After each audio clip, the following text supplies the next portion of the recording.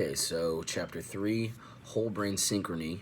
If you think of a symphony or a syncing, it's kind of that concept of the whole brain working together, working in tandem to accomplish its goal. That's the whole idea in this chapter.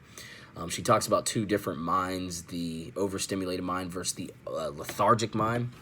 And so back to the whole idea of the culture is that in our culture we tend to go and swing from these two different mind states. That is, the first one being an overstimulated mind, the second one being this just tired, lethargic mind. And we're not in flow. We're never really truly in flow because of our culture, because of the busyness, because we're moving from this overstimulated to this super lethargic. And so she says that meditation is going to be the antidote here, is going to be the fix that is going to help us to get to flow. And so she talks about changing the brain. Changing the brain is predicated upon engaging our mind, which is also just gaining consciousness, being able to be conscious. Remember that reptilian brain, that super automatic behaviors, those personality traits that we have been given the first couple years of our lives through the mirror neurons and our genes.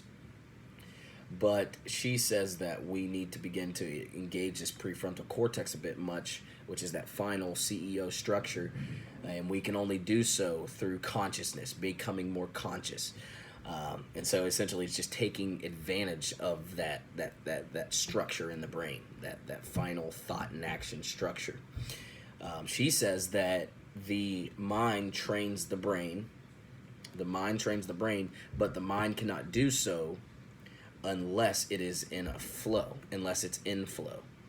And so remember that flow state of receiving information and it going smoothly through the reptilian all the way up to the prefrontal cortex.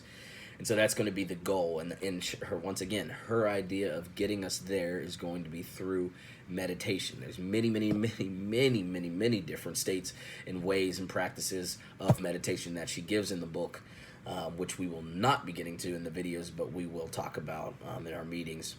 And that's just how she says that it needs to get done. And so moving towards the meditation, she gives us the whole idea of brain waves. So brain waves are simply let's see if we have it here. Sorry, I don't have the actual definition, but let's go back up. Brain waves are super important because she's actually going to have different meditations per different brain waves. And there's 4 different brain waves. There's beta, there is alpha, there is delta, and then, or there's theta, and then there's delta is that final. And then there's even gamma, but she doesn't talk much about the gamma. So brain waves are, let's see, looking at the triune brain. Man, I'm tripping here. I can't handle it.